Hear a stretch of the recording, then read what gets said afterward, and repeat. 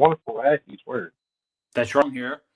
That the Mortal One Hulk Hogan's boot, I said boot, from WrestleMania 18 in the match against The Rock sold for 146,500. That's $146,000, people. Recently, that's crazy money for one boot. It was the left boot. Ain't that crazy? Also, Mike, I hear he's having trouble with the. He's coming off the beer can and stuff. So the Real American Beer, guys, this beer can right here with Hulk Hogan on it. Let's see if you can see it. He will no longer be on the beer can starting in March. I don't know the true story behind that and what's the reasoning, but so if you want to get, what I'm saying is, I'm sure it'll probably be out in stores past the deadline and them cutting off making it for months because they'll probably produce so much of it. But you might want to see in the next few months to get you some of that beer if it's sold in your state or whatever. So. Well, sorry about that. I was going to comment right then and there, but my hot American wife did call me, and so I decided to answer the phone real quick. She just got off work. Uh, we're just keeping the American themes today, apparently. We Yes, talked we are. about all that But, stuff. I think with I was listening to what you were saying. yeah. The whole boot thing. I'm not paying that much for one boot. I don't care if it's from WrestleMania. I don't care if it was Hulk Hogan. I don't care if it was from that match. Which, honestly, in my opinion, that match probably should have been in the Hall of Fame last year for the uh what's what's that section called now? Uh, you know what I'm talking about. That Legacy. match, yeah, that match should have been up in there before the Stone Cold and Bret Hart match, which it's hard for me to say because I'm a big Stone Cold fan. Uh, I think that match of Hogan and Rock should have been in just how the whole turn happened. Yeah. Uh, like it was pretty incredible to watch it, and but even with that history from it, which, like I said, it should be in the Hall of Fame, I'm not paying that much for one boot, and I think it was the Yes. left boot. Yes. Nobody wants a left boot. The only one that might want a left boot is probably a lefty, which we're not going down that rabbit hole no more today. No. But yeah, but I'm not paying that much for it. I can't. Uh, and then the whole Real American Beer. Why? Like he's been gone for not even a year, and you're already going to take his space off of his beer company, like off the Yeah. can. And I don't Like know why they're doing that. I don't know the like full story. the only thing I could think of maybe is maybe to brand it a little bit better. Maybe they could have like not have Hogan as the face of it because you got Yeah. to think he was kind of controversial at the end and stuff. Maybe they're trying to do where uh, maybe they get like another spokesperson that could maybe carry it, but they have a like a common brand. That way, maybe they even get the good people of the Jamie and Mike Wrestling Adventures to promote the Real American Beer. I don't know. It's not true, but it could happen. It's hard to promote it with somebody else's face on it, you know. Uh, Yes. so that could be a reason, or uh, who owns the rights to his likeness? His wife, his son. Yeah. Maybe they I don't think want so. to, Yeah. or maybe they don't want to do that anymore. Maybe they don't want his likeness out there, like on a beer can, you know. Right. So that could be a possibility. So I don't know. It's hard to say which way it's going to go, but not like I said, not even a year after he passed, they already took him off the can, and the design don't even look that good that I saw that they're going to replace it with. It's kind of like the same colors Yeah. and stuff, but it's not nothing to really brag about, in my opinion. Right. You're right. But can you show that can one more time? We want to see it. Look, that it goes from that really awesome artwork on a Mm-hmm. can to like a typical looking beer can now. Yeah. It's uh, I don't know. It's almost like we talked about earlier, like the world changes and stuff like that.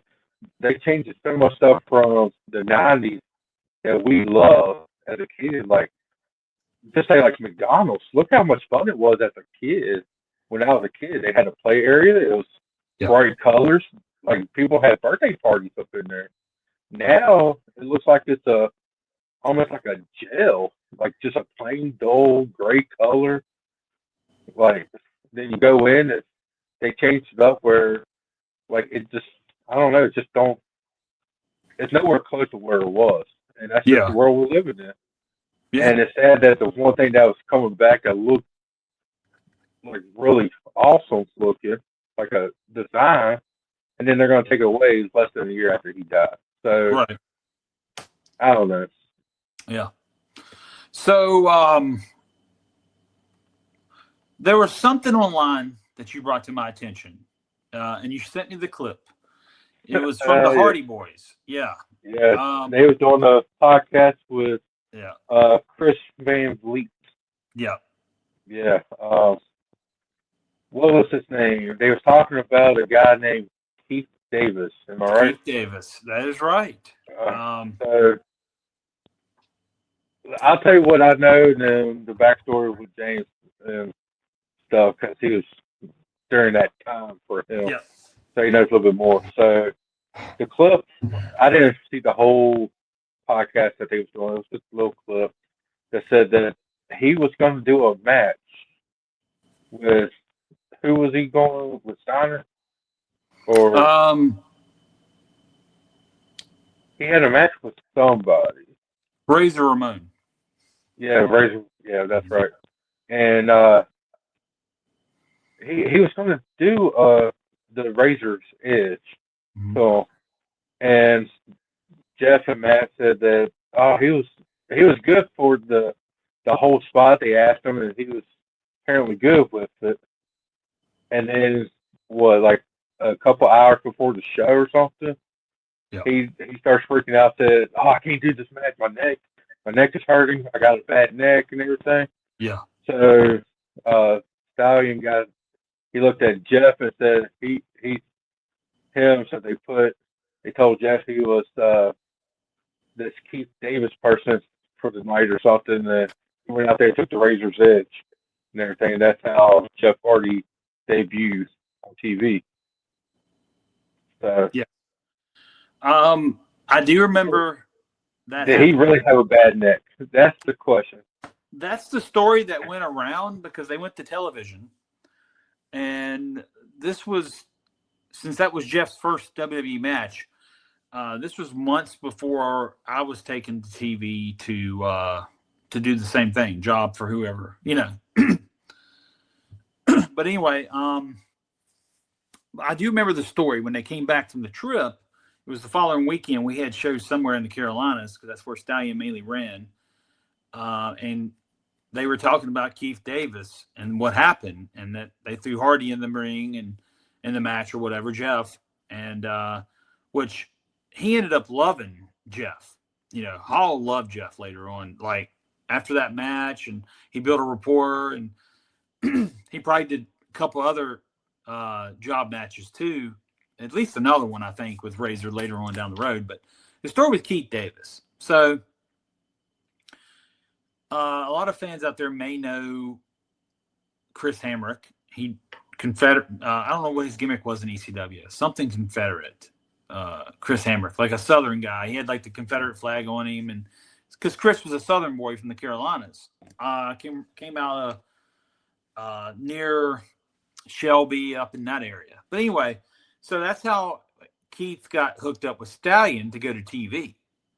It was Keith would come around and do indie shows with us, and he also knew another guy, a real good buddy of mine, name's Larry Skipper, but that's his real name. But he went by Greg Hart, and he wore tights like Bret Hart, singlet and all. And Greg was, later on he became the Grunge Master. That's another story in itself. But anyway, that's how Keith Davis got involved with Stallion.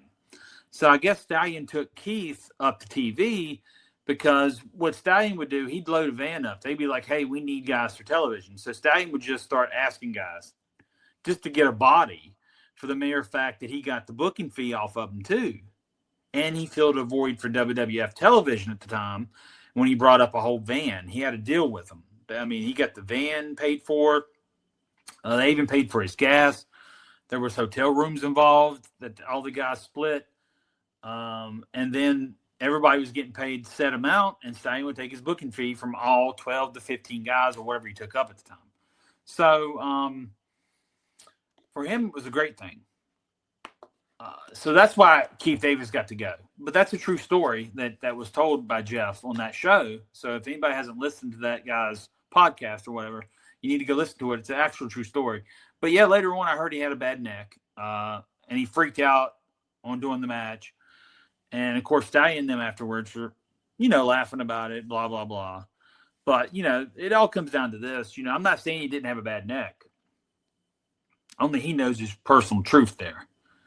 The guy involved. But I'm saying he could probably got a little frizzed out a bit being at TV and he might have a bad neck. He was scared of taking that move because it does look deadly. You got to admit it looks deadly. The Razor's Edge did.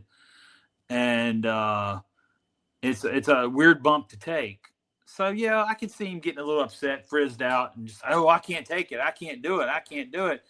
But I'm probably right about this. At the end of the day, he probably was not brought back to television. He's probably one of the ones that was told, Stallion, don't bring this guy back, just for the mere fact that he carried on the way he did. But that's a true story, yeah. But Keith Davis, good guy overall. I mean, I know they didn't probably talk much in the detail about the guy himself, but he was a good, decent human being, good guy. Okay worker, but very limited when it came to working, and probably had no mic skills. But he worked for Stallion, because Stallion never booked talent really. It's if you showed up, you worked. If you didn't show up that weekend, you didn't work, right? So it ain't like he booked talent like a normal promoter would for shows and say, hey, this is what's happening tonight. Because Stallion's posters, dude, I don't know if anybody knew this. His posters was probably 11 by 17. Had professional wrestling written across the top of them. Had a big picture of him on the side. It said Italian Stallion. And just said where it's at, the Armory or wherever we were going at. Or wherever. We very seldom did nightclubs or anything. Stallion very seldom did them. But it was mainly Armories. And what time it was. Just very simple. So Stallion would promote himself on his own shows as the main attraction. He would sometimes bring in a name, and even sometimes they wouldn't even be on the poster. He'd have Barbarian, Ricky Morton, Jimmy Valiant would make appearances. Well, Jimmy made appearances for everybody. But sometimes he wouldn't even have posters with them on it. And I'd be like, why wouldn't you even trying to market off of that? But it didn't matter. Stallion he ran so much in the same towns in the Carolinas that if they knew he was coming back, he'd have somebody show up for most of the shows. I'm not saying we didn't have bad houses at times, but a lot of the Armories would be packed wall to wall week on a monthly basis because he'd at least run them once a month. And we had like I made jokes last time and times before, I probably worked at every Armory in North and South Carolina that you could think of just because of Stallion alone. But yeah, Keith Davis, good dude. True story that Jeff told. He did frizz out over the Razor's Edge, and I don't think he ever went back to TV after that. But I don't know. It's been a long time ago. That was 1994. So, but I do know that my pair of boots got worn a lot the time I went because I wasn't used, and the guys were just flip-flopping them around to have something different on TV, So, but yeah, true story. Keith Davis. I'm not sure where he's at I hope he's still living. I'd like to have him on the show, maybe ask him about it. Hey, Keith, what happened? What's the real story? Not the story we've heard from 4 other people, but what's the real story? But anyway. Yeah, that was a good time. He could have just got hurt and it's like, oh no, I start freaking out like I don't want to make it. It could have been anything. Yeah. He could have woke up. He could have woke up that morning with like a crick in his neck or something. Yeah. And they didn't want to take it. Right. But I do know one thing: we support local independent wrestling. We do. And that reminds me, this Friday, the 13th, at Danville, our good buddy that was on the podcast last time, yes, Bobby Yellow is going to be there, and it's a blind date tag team tournament. Yes. And he will be there live. It's going to be, this one is, sorry, it's on my phone. I don't have a flyer for that one. It's going to be, tickets are $15, children 6 and under for free, and the bell time is at 8 o'clock. Yes. So, y'all want a good night right before Valentine's Day, just go out there and support them. And then I think on the 28th of this month, they got rescheduled the Boogie Jam with the Boogie Woogie Man. He's going to be in Montville, Virginia. Yes. And everything. They rescheduled that one because with all that snow and stuff. I know our good friend Bobby said, the Yellow Man said, he wasn't going to be at it because had a prior thing to do. Is he going to show up this time? I don't know. Maybe he'll be able to show up now since they rescheduled it. But we all know one person that will be there, and that's the Boogie Woogie Man. Yes. So, Jimmy, the Boogie Woogie Man Valiant. Man, I remember the first time I met Jimmy. I met him on an indie show in Asheville, North Carolina. I had started taking indie bookings outside of Stallion and all that. And my first gig, I mean, I'm not joking. They had talent from Smoky Mountain Wrestling. They had everybody from Al Snow there, Unabomb, which is now Kane to everybody, Glenn Jacobs, Buddy Landell, Nelson Royal, Jimmy Valiant, Wahoo McDaniel. Man, they had an all-star indie card up in Asheville on a Wednesday night of all nights in May of, 1995. And my fondest first memory of Jimmy Valiant was going up to his table to meet him, shake his hand, and he ends up selling me merch. So there we go. I actually got a nice, it's pretty cool, man. It's one of the smaller records. I don't know what size they are. I don't know how to dictate what size record it is, but it's a small one. And one side had a song from Jimmy Valiant. The flip side had Jerry the King Lawler singing. And everybody knows I'm a Jerry the King Lawler mark, especially by now, because that's all I talk about is Lawler. But Jimmy actually signs, it's in a white sleeve, and you can see what side of the record's still in the middle of the circle there. But he signs the record for me.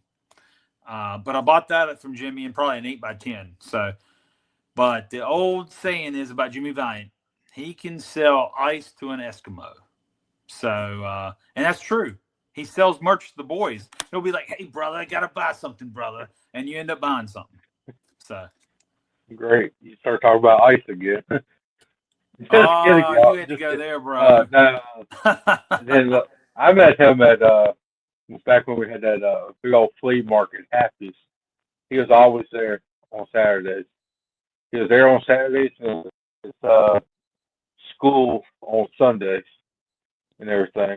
And yeah, I mean, if y'all ever want to meet him and y'all don't go to the show, he is always at his wrestling school on Sundays.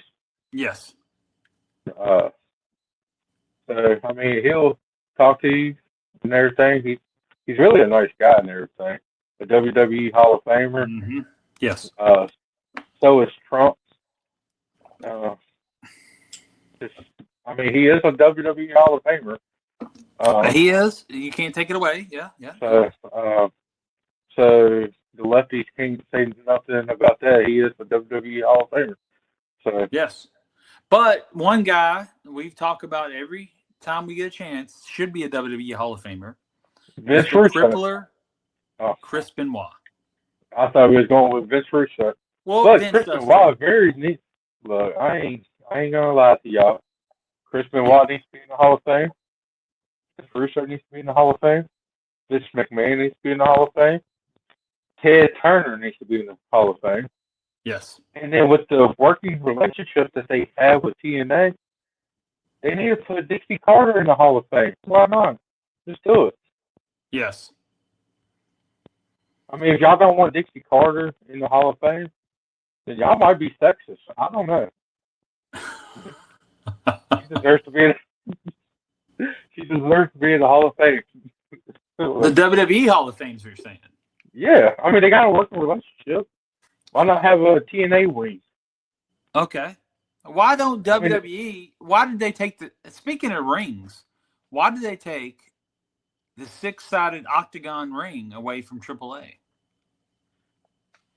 I don't know. That's their identity, right? Yeah. Now, I mean, they could have said, well, I don't want our wrestlers to go up in a 6-sided ring now because it is harder to take bumps than they said, Yes. and it hurts more. So maybe they're trying to help the wrestlers out. But I mean, it's their identity. Like TNA had the 6-sided. Yeah. They need to. I don't even care. It's been what 10 years since they had the 6-sided ring in TNA. They need to bring it back. That's who they was. But they're probably never going to do that with the working relationship that they do have. I wish they had other promotion with Jarrett took off Global Force Wrestling. They had the 6-sided ring too and everything. And if that would have taken off and had the 6-sided, I think they probably would have been a good contender right now and everything. Because like they said with TNA, it was different. It was something that caught your eye when you put it to the channel. And I told James the story. It caught my eye with TNA when it first started. I went to my grandma's house and everything, and I never thought she'd be watching wrestling. One grandma, I kind of figured she did because she used to, but this one I never really thought she'd be watching wrestling. And it's up in there. She's watching TNA back in the day when it was at the early days, like the very start of it and everything. Like she watched like all of them. Yeah. And then I went over there and saw like the 6-sided ring, and I got into it. And AJ Styles was the first one I saw in the ring, and that's how I got connected with that with TNA. And then that's how I got connected with AJ Styles, the best leader of the Bullet Club. That is still a thing. I don't care what anybody says; they're still a thing. It's something that just gets your eye. I'm sure if the 6-sided there, it's gonna catch a kid's eye, and they're gonna be like, "Mom, Dad, what is this?" And then they're gonna probably do sales. Like it's something different. Mm-hmm. Like you got TNA now, AEW, WWE, Ring of Honor, New Japan, AAA now. They're all it all looks the same. AAA looks like a modern WWE show now, like with the stage, ramp, everything. It ain't nothing different. The only different about any of them is probably AEW with the whole like the tunnels that the wrestler comes out. It almost gives like a old TNA vibe and stuff, but it ain't nothing different about it other than that. I think if one company goes back to the 6-sided ring, it would honestly probably help them out more because it's actually different. It's cooler and stuff. I just like how it looks. Yeah. You know, when I first went to TNA, I was a little concerned about it being 6 different sides, right? Um, but then again, I'm trying to think. Hold on.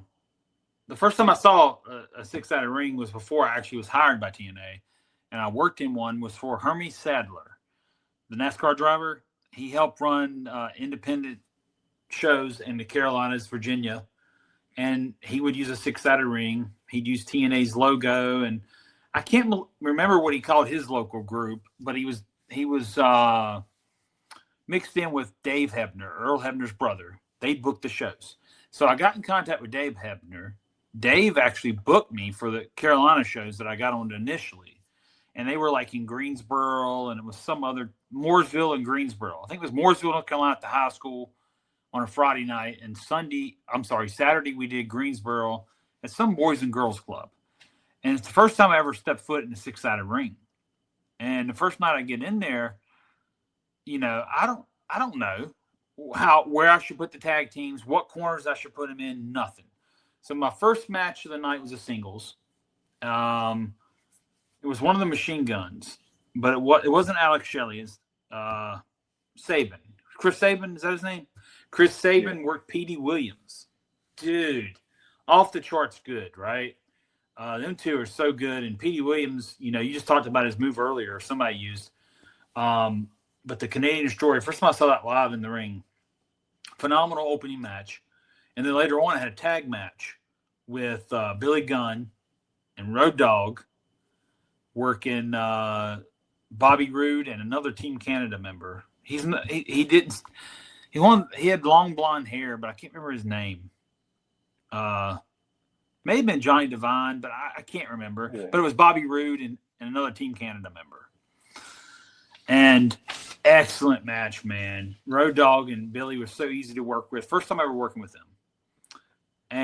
But anyway, getting back to the tag team story, I was going to tell you the tag team story about what corner to put them in, right? Well, you know how it's got many different sides. Well, the farthest 2 corners that are straight across from each other, right, was where you're supposed to put them at. Well, I did that.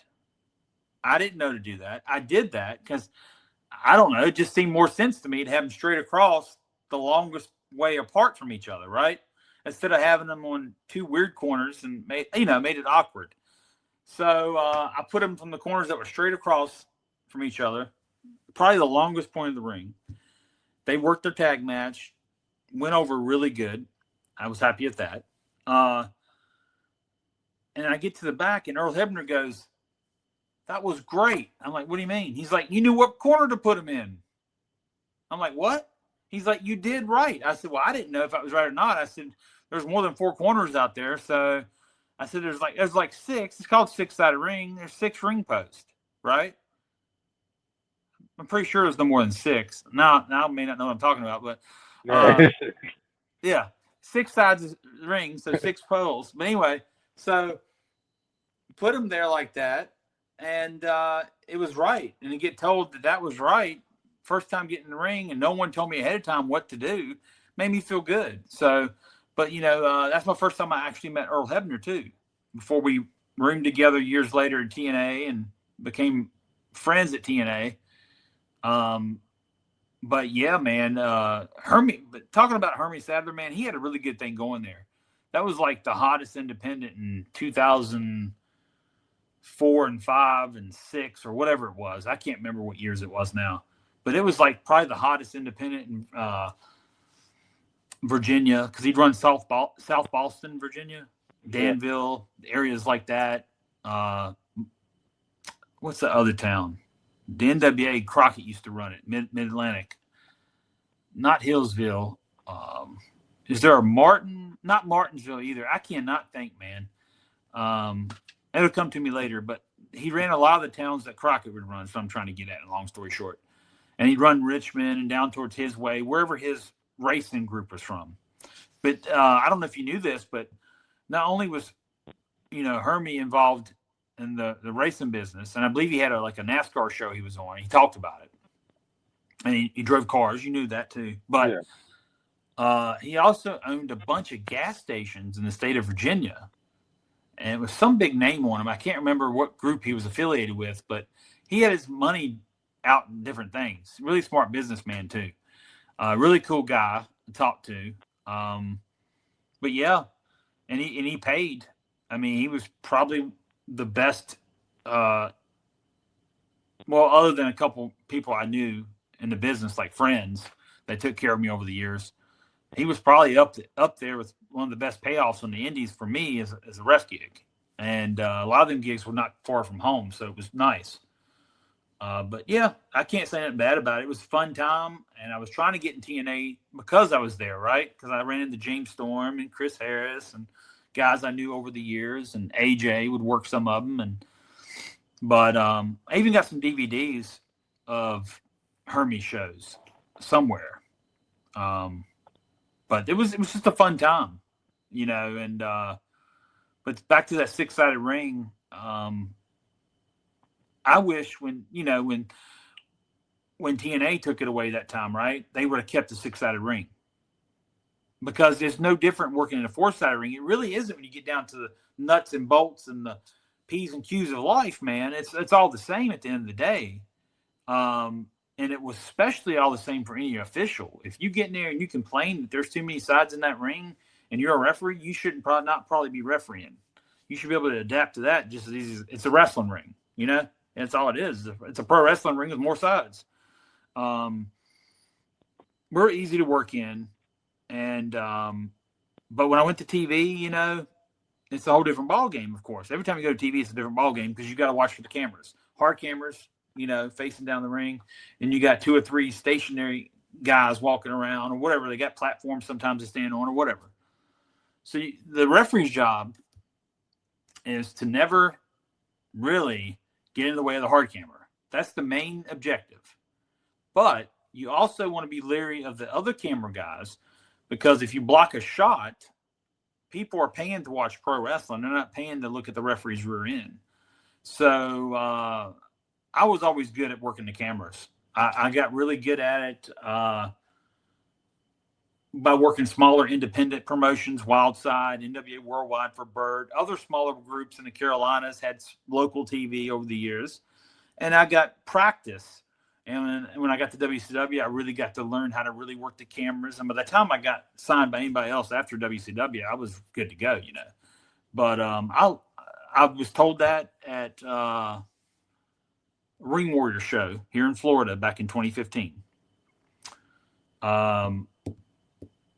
I can't remember who runs that, man. I hate that when I forget, but I've done so much and it gets up in the head. But anyway, I was told by several there, and even the guy that did the production for this Ring Warriors, NWA Ring Warriors, he's like, "You're the best referee I've ever seen work the cameras."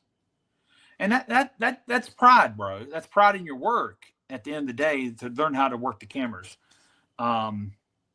But back to the 6-sided ring, I wish TNA had kept it back in the day, and I wish WWE would have kept it for AAA.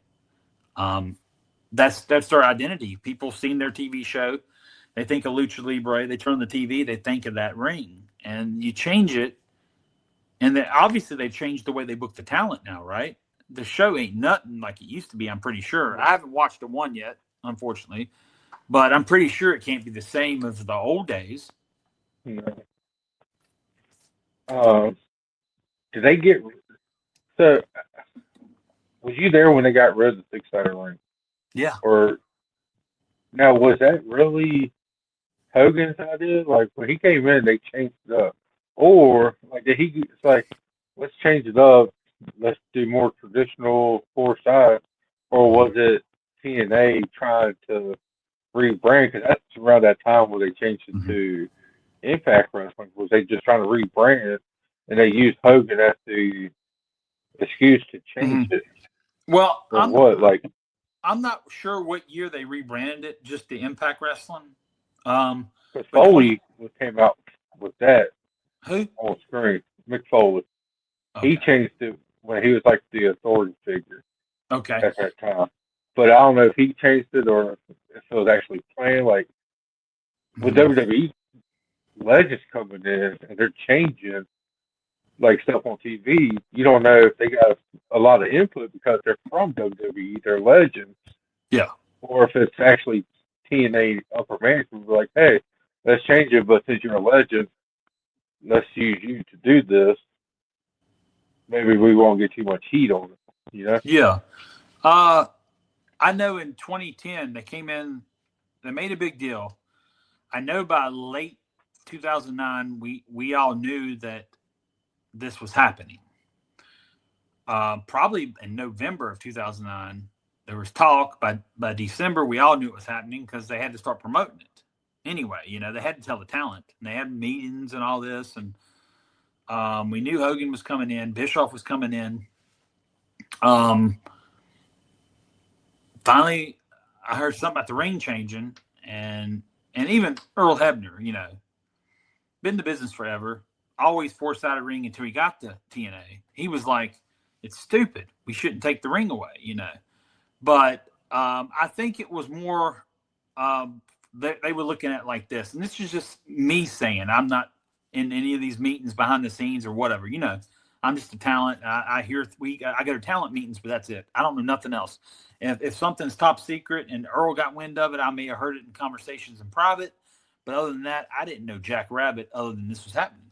So basically what it comes down to is I think that TNA was changing the ring up. They knew Hogan was coming in. They knew Hogan was old school product. Bischoff's coming in. He's from the WCW days. I just think they thought, hey, we need to switch it all up. We're coming in. We're making a bang. We're saying it's a 3-hour Monday. We're going Monday night, 3 hours, head to head. The first Monday of the night, first Monday of the year, remember, 2010, to go against Raw. Big deal. And they pull out the 4-sided ring when the TV show comes on. They got a whole new identity. Hogan's there. Hogan and Bischoff take the credit for changing the ring. I'm not saying it was probably in talks and meetings. Hey, should we change the ring? And Hogan and him probably brought it up. I'm sure. I don't know. But yeah, I think they had a lot of influence on it. But I think it was more of a whole identity change to boost the company and to get a better rating on that Monday night. Not the ring, but the way they produced the 3-hour show. And they had a better rating that night on that Monday, that initial Monday. And then, they went back to Thursdays for almost 2 months. And then they tried Mondays. And then early March, when they went straight Monday against Monday, it wasn't the same game. It wasn't the same as that one-off, right? I tell you what hurt him there, and this is just my opinion. This is not what's been said, unless someone else has said the same thing. But my opinion is you started that Monday night, the first one of the year. You should have stayed Monday night. Shouldn't have went back to your old time slot. I think you'd have stayed Monday. People would have took you more serious and been like, man, they're really coming out. Maybe we'll have another Monday Night Wars, right?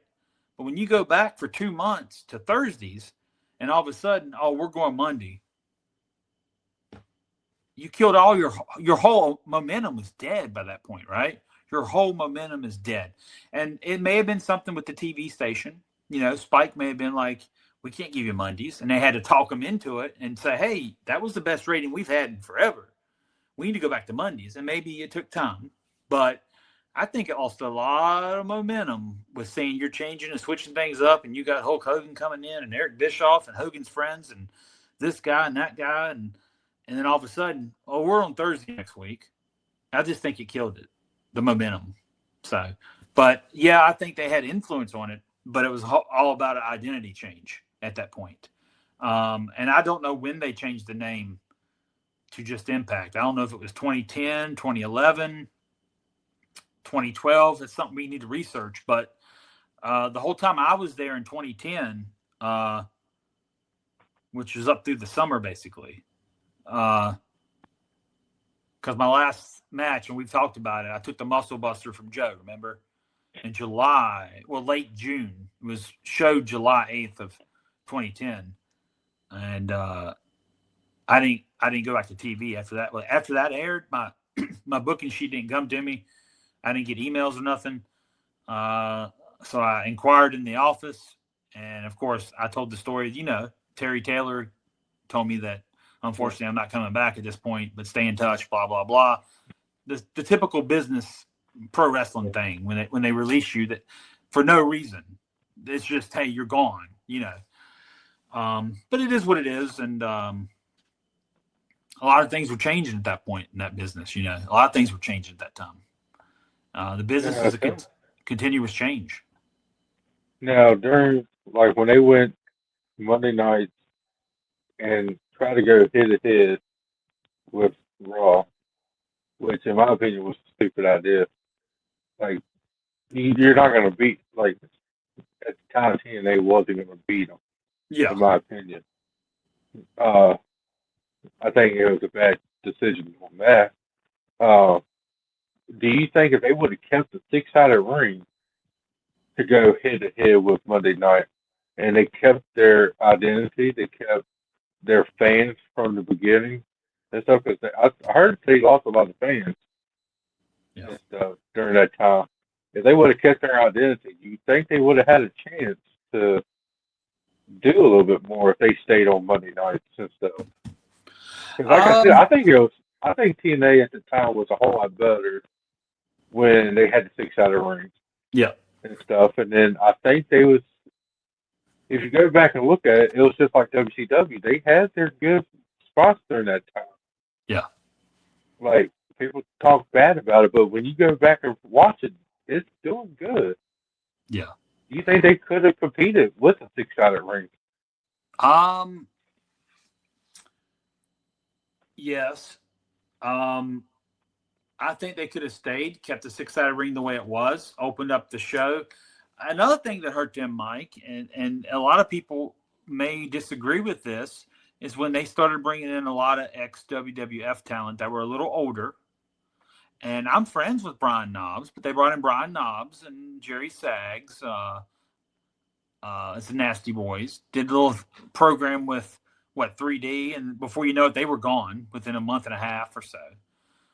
They brought in Bubba the Love Sponge because he's some shock jock locally out of Orlando or somewhere, and they thought that, or Tampa, somewhere around here, and they thought that would boost ratings, right?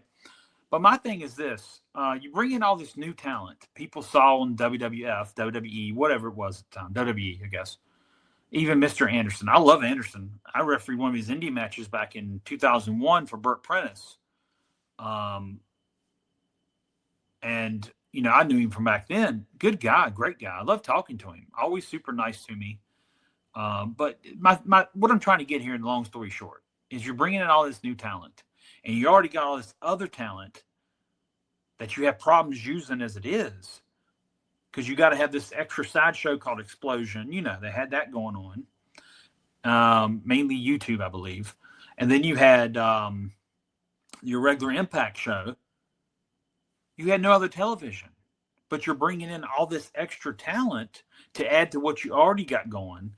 And, I'm sure a lot of the newer talent coming in, I don't know if they're paid per appearance or how their contracts were, but there's certain guys on that roster. And I know as an official, if I didn't work, I didn't get paid at TNA, right?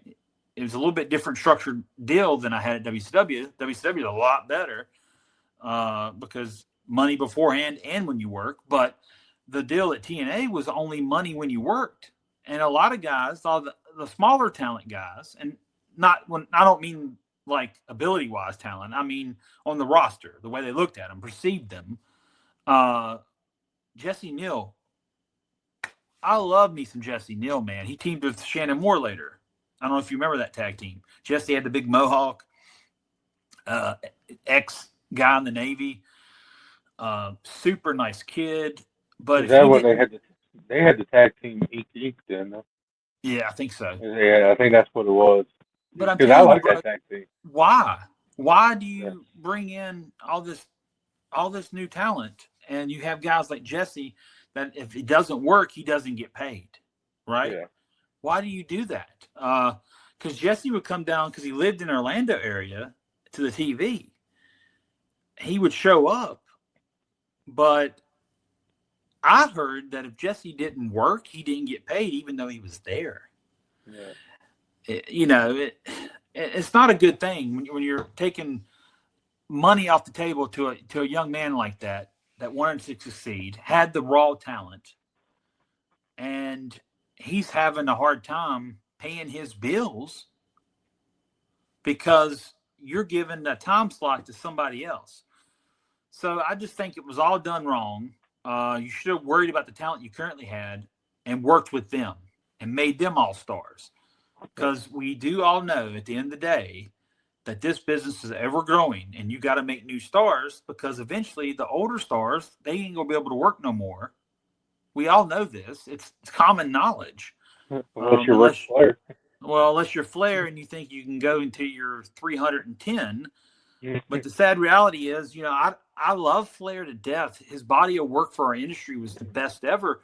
But, when you get to that point, man, somebody's just got to say, no, you're a liability at this point. And it's not being mean. It's just being cautious so somebody doesn't die in the ring, because nobody wants that. There's been guys die in the ring. And I don't want to see that be his ending legacy. But yeah, I mean, he had the retirement match, a year before with Michaels. I was live there in Orlando for that because I was employed by the company the year before in 2008. Yeah, it was 2008. Yeah. And 2 years before, that'd be 2 years, wouldn't it? Because he came into TNA in 2010. That's right. So 2 years before that, I was employed by WWE down here. I was there live, saw it live in that stadium in Orlando. One of the best moments ever. Flair went out on a high note. Worked one of the greatest wrestlers of all time, regardless if people like him or not. He is one of the greatest of all time, Shawn Michaels, especially of his era, right? Yeah. And then you sit there and you come back 2 years later and tarnish going out on even though you lost, the Nature Boy still went on top. He still went out on top. But anyway, I don't know. I have some bad feelings about that time and era, because that's when you saw the writing on the wall for a lot of us guys. Yeah. When the management changed, you overheard things. They were bringing in other people. They even started bringing in other refs. Next thing you know, I'm one of the ones released. Not a good year. But it is what it is. It's business. You're mad at first, but after time, your wounds heal. Yeah. And but yeah, I think that whole time frame, man, we could go in a whole podcast for that. Just talk about the whole TNA run. How it changed from the time I got there to the time I was released. And, years later, I went back, Mike, and filled in for TV. I'm trying to think the years several years I went back and filled in TV over the years. I know 2015, 2016 come to mind because we did a taping in 4 days. We did like 100 and some matches. It was crazy taping. You got paid for probably 6 weeks of TV in 4 days, bro. So that was a good pay week. But yeah, they had good agents, but the times I went back, I know 2015 and 16, they had like Shane Helms was an agent.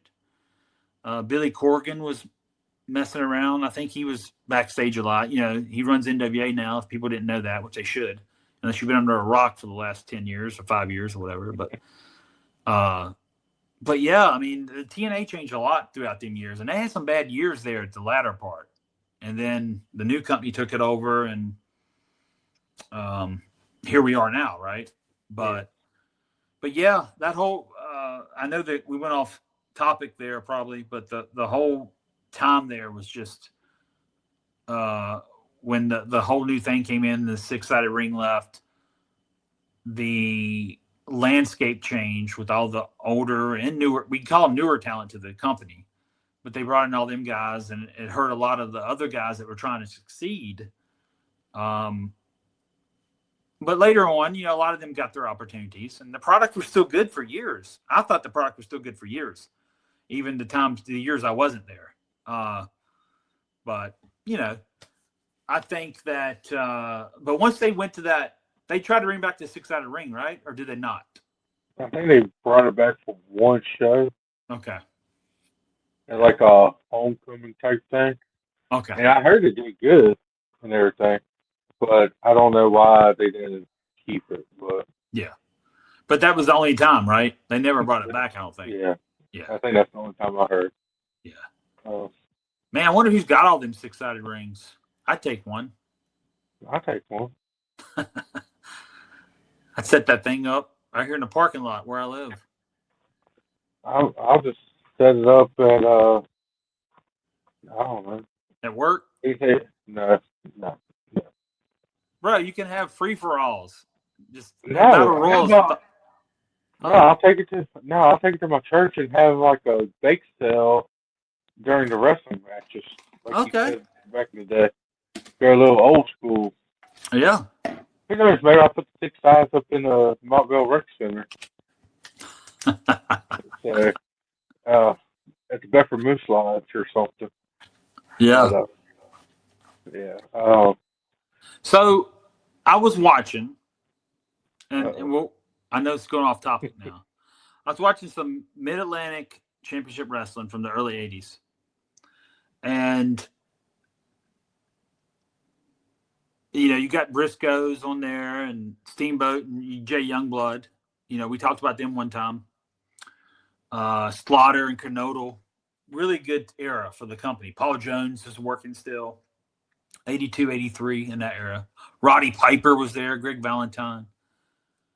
And then since it is,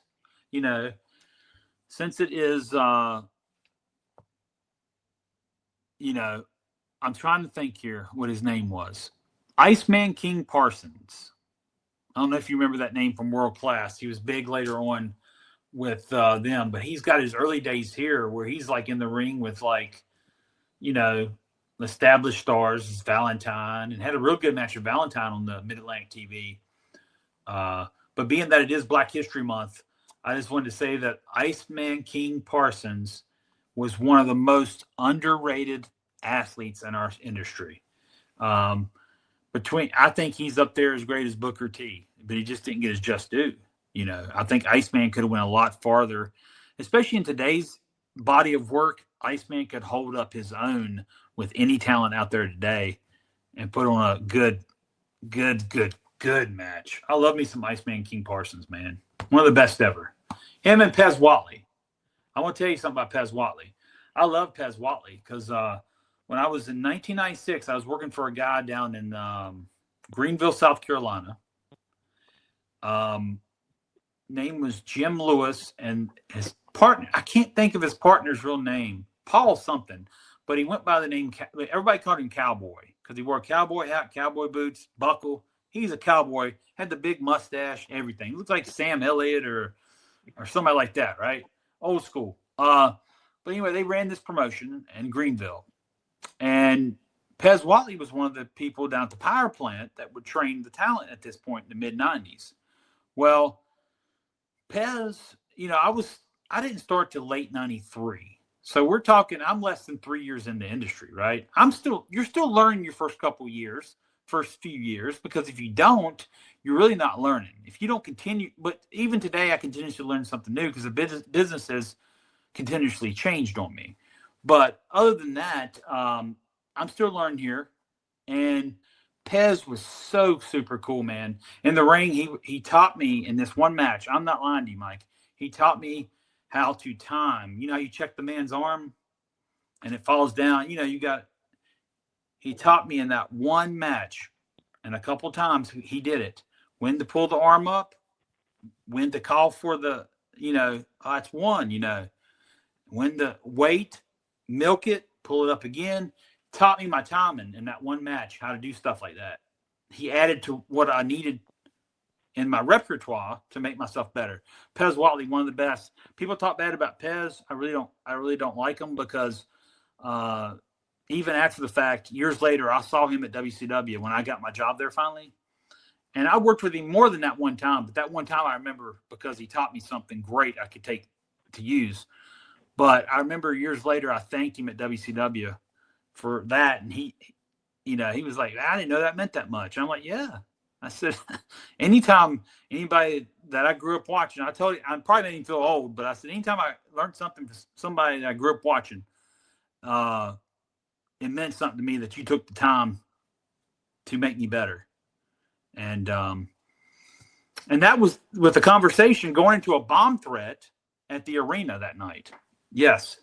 The arena got a call. We was going live on Nitro up in Wheeling, West Virginia. This is the same night I had the conversation with Pez, right, about that.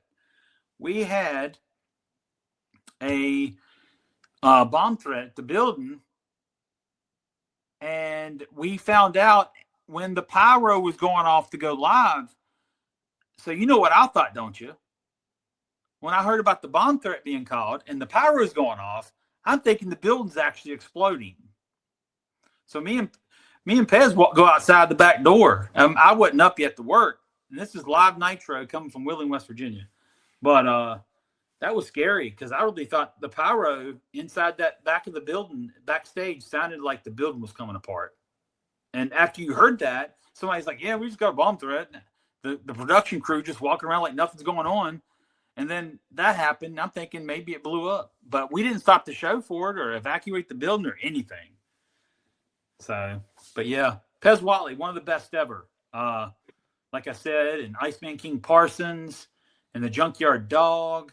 These are just guys that we got to remember, you know, in this particular month, especially when we talk about athletes that are Black Americans, the greatest ever. Them three are probably on my top list with Booker T. I'm a big Booker T fan as well. I got to work with Booker. I thought Booker had some phenomenal matches. I enjoyed everything I did with him. But all of them are cool guys to be around. Only met the Junkyard Dog once as a fan. I never got to work with Junkyard Dog. He died too soon for that. But he seemed nice from what I could take. Yeah. Forget Booker T. Oh, brother, no. Stevie Ray should have been the main eventer out of the brothers. Well, you need to talk to Vince Russo about that because Vince Russo thought otherwise. Okay, everybody makes one mistake, and that was Russo's one mistake. Oh my God. Okay. No, so we're going to go back a little bit. The timing of the arm, like to drop it and stuff. Is it supposed to be like when y'all do it? Is it like raising the hand like 3 times to do it, or when did it become the arm fall one time and then that's it for the match? Right. You know where I'm going with this, right? I do know where you're going with this. Okay. I'm confused on it. I think it comes from, and this is just my theory on this too, Mike, because when I referee an independent show nowadays and the guy's got him in a chin lock and the guy's looking like he's going out, I still do the old school way that you talked and I talked about earlier about raising the arm. Yeah. When it falls, know how to milk it, pull it up again, take your time, get the crowd reaction, you know. I think what happened somewhere along the way, just like with the tapping thing, years ago, the guy had to verbally say, I quit, or he passed out, one of the two, right? Yeah. It was never a tap out because guys would generally, sometimes by mistake, hit the mat. So if they did that by mistake now, and all right, if the referee wanted to, he could technically say, oh, you tapped, right? I don't know. I think somewhere along the way with the UFC coming out and the way they do things, that pro wrestling with that route and they're doing the tapping now. They started that years ago.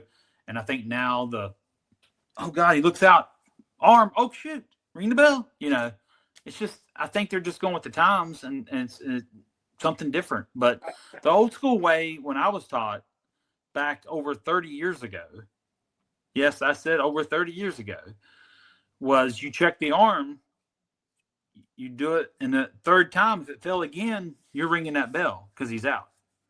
So things changed along the way. I don't know when or where this happened. But another thing I will tell you about that too, one thing I was told at developmental when I went in to work for the WWE, they're like, this week we're doing it this way, but next week you might be doing it that way. So it's whatever the office wants, you give them, right? Because we'd be constantly changing up stuff in developmental week to week of what they expected from people. So I just think it's an ever-changing business, and they changed it to that. And you may never see the check of the arm 3 times again. I don't know. I haven't watched the product on either one of them enough nowadays to realize that they still do that. I watch it. I see what you're talking about, but I'm confused because it's going to go to the AJ Styles match. yeah, Um, I I don't like it. Like, yeah, not that he gave up, like passed out or whatever. I don't like it because even with the John Cena match, they did the arm 3 times. yeah, John tired out, and then at the end he taps out. right. For the AJ match, which it don't make no sense at all for me. If one's gonna tap out, I would have said it was probably gonna be AJ only because he's smaller than John and stuff like that. John tapping out and stuff don't make sense when AJ fought to the very end and just passed out. Like that whole inning, those 2 innings did not sit well with me on this. But AJ's his arm drops, and I think he raises up for like the 3rd time, and it keeps going. And then when they said he passed out or something, he raised his arm, drops. That's it. You just had the 3 a couple minutes before, Yeah. and then at the very end, it drops 1 time, and then that's it. Like so, they're doing. Oh, So I don't understand it. Like, why does it? If it was the 3 before mm-hmm. and his arm fell twice, Mm-hmm. that should be according to the ending of the match. He should have lost twice right then and there. Mm-hmm. But at the end, he drops it once, passed out, called the ring for the bell, and everything. Was it the same move? Yeah, Hmm. same move. I don't know Like what the logic Cena is. was a Maybe. little like Cena was a little different because he did like his arm dropped twice. The 3rd one, he raises like power through like Hogan would, and Gunther falls back and chokes him out, and Cena taps out. Mm-hmm. Don't like the finish. I will admit right now, I do not like that finish. I think he should have passed out like AJ did in the match. Yeah. But AJ, on the other hand, so Cena dropped twice, so they raced it 3 times, dropped twice, and at the end he taps out.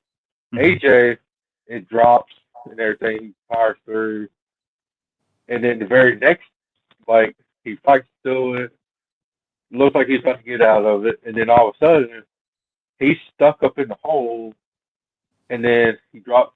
The ref checks his arm.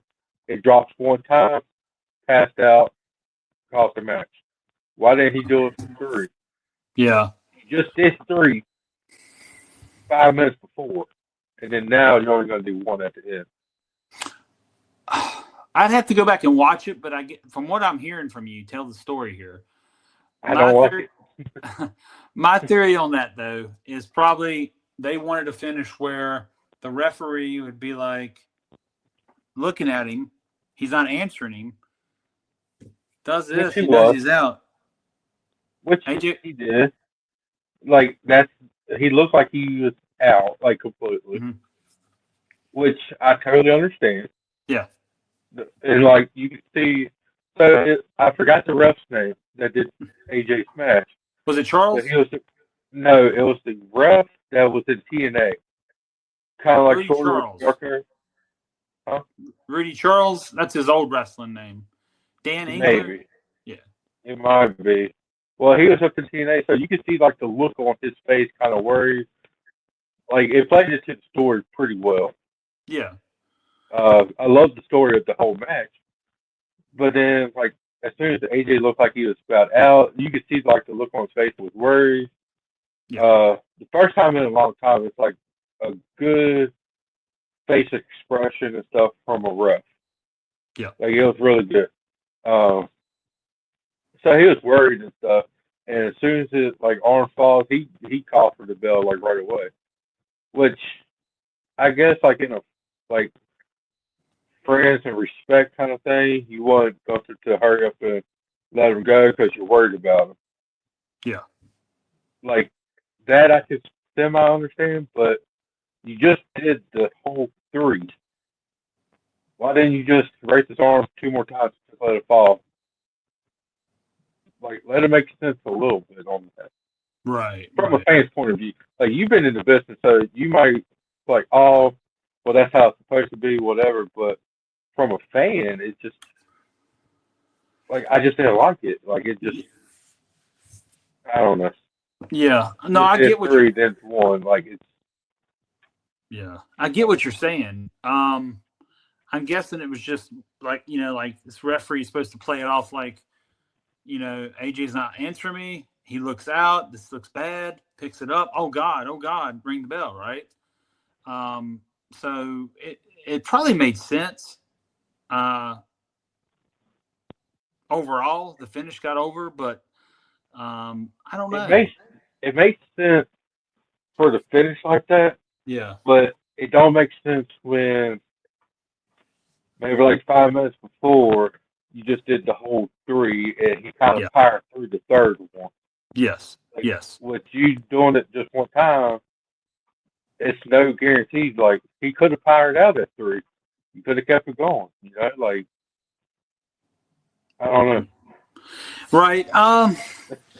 Like I like the ones. Like I do like the ones like they do it three times in the third.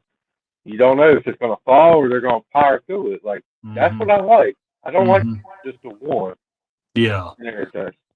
Yeah, the only thing I think they could have done a little different there is if the finish was what you're saying, the one, bam, he's out, whatever.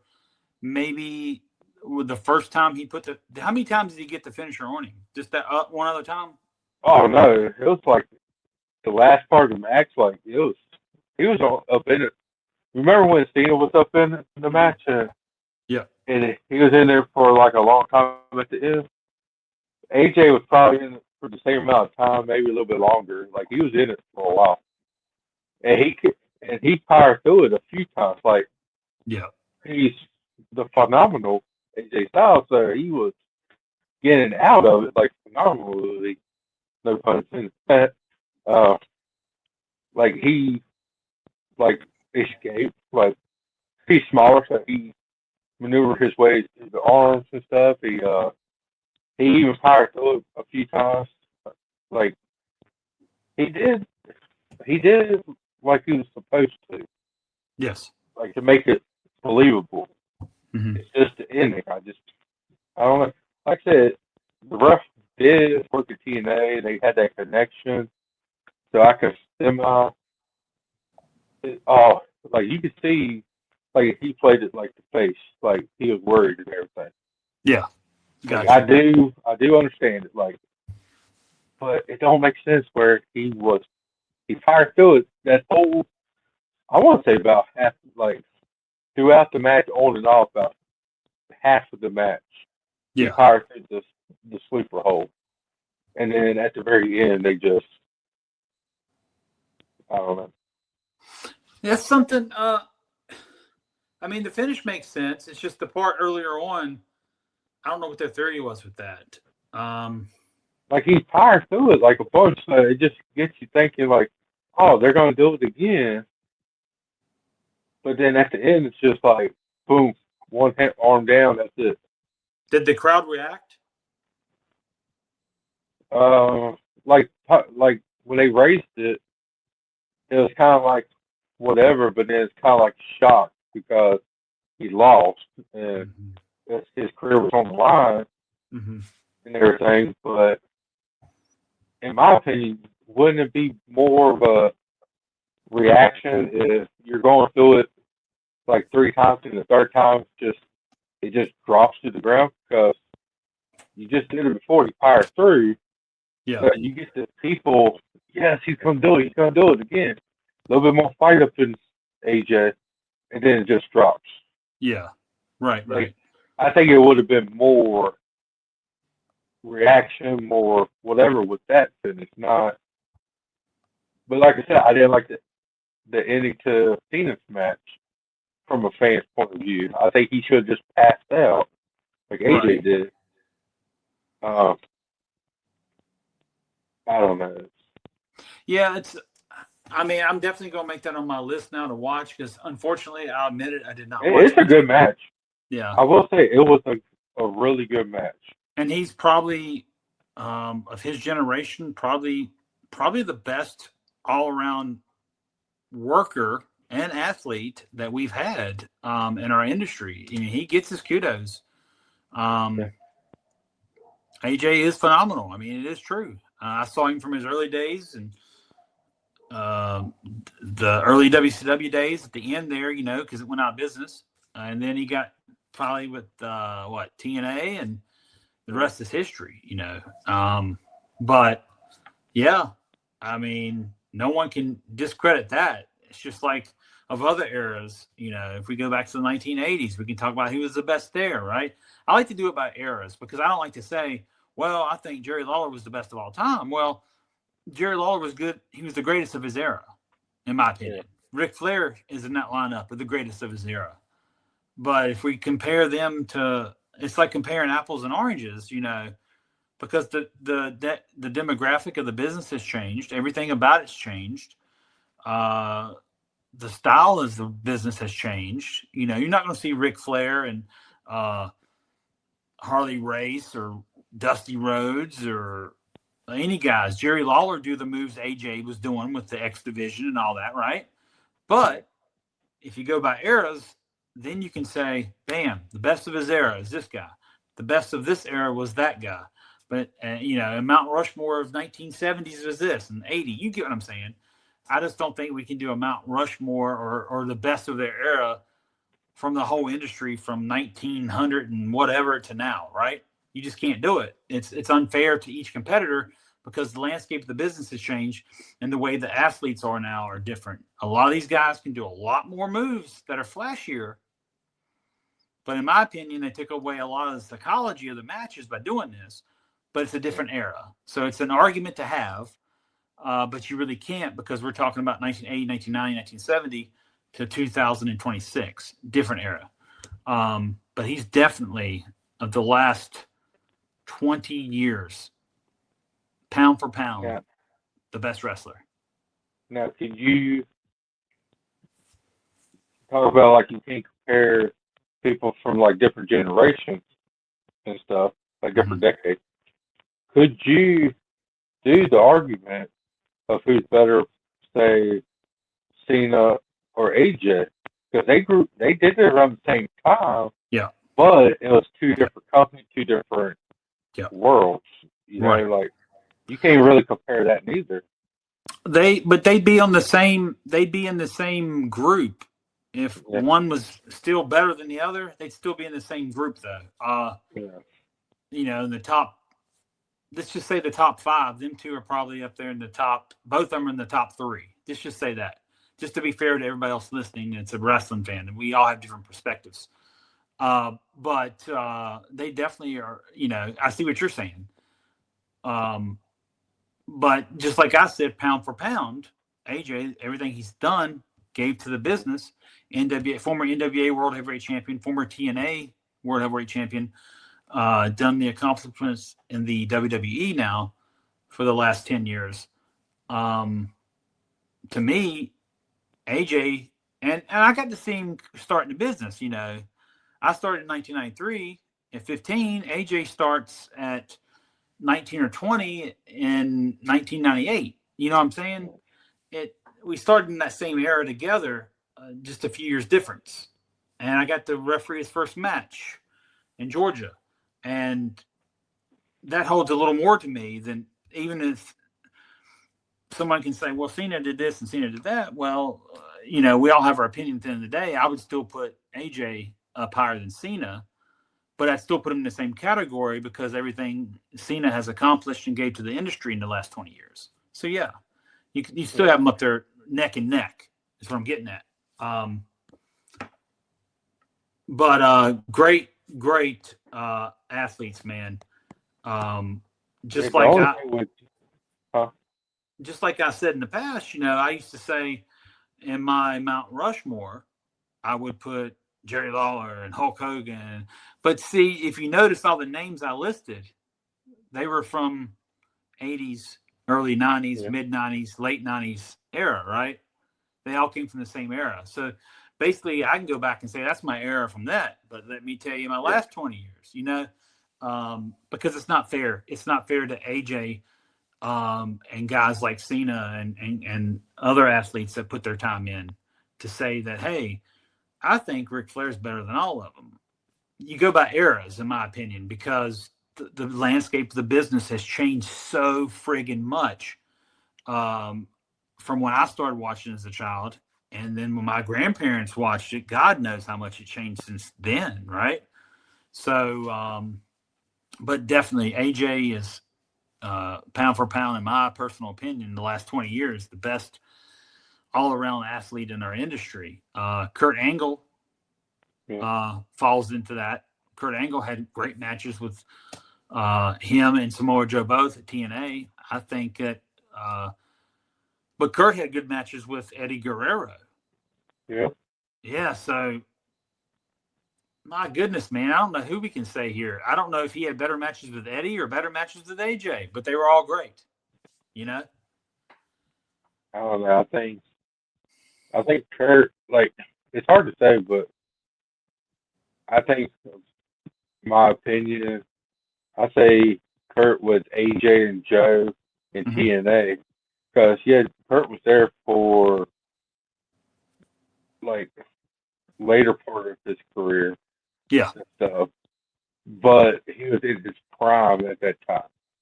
yeah, Now, just say Eddie was around and Kurt stayed, and he had those matches with Eddie later on, and Kurt was in his prime then. It'd be very close.